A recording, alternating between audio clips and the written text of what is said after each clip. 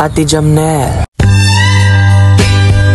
Naagdi ko sa pagpadangat ni nga kong kasinatiyan nate. Ang handumanan sa kagahapon. Itago lamang ko sa pangalang Reggie Gotan. Lumulopyo sa Valencia City, Polinar. 28 anyos ang pangidaron.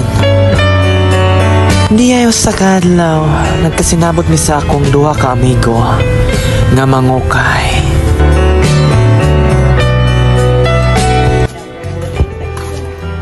Excuse me sir, mo palit mo. Ay, was over man din no. Gisugdan na og paila-ila sa tindera ang iyahang mga ukay-ukay nga baligya. Wala ra naptag isa ka minuto, nakapili na ang ako ang barkada. Ug wanay dagang istorya, iya na kining gibayadan sa sakto nga presyo nga 100 pesos. Gihati man pagayo ang ako ang barkada sa tindera ate. Kay lagi, gwapuhon o niya tason. Ug sa diri nga part ate, naglibog ko kay ganina nag-uban me, karon nagtagbo na. Ug sa diring dapita ate, nakamatikod ko nga grabe mo trato ang tindera sa amoa. Tagagunit na ko sa iyang mga paninda ate, iyang ginawakli akong kamot ug iyang ginatrapuhan. Tuwad sakit man pamalandungan sa among kabubuton, nga gipapahawa mi sa tindera, piste nga truck ni Sigig Sirbatong yate.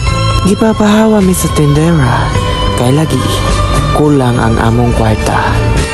Sa pagbalik na mo ate, ang presyo nagdako na. Nga 100 raon ta, karon nag 200 na.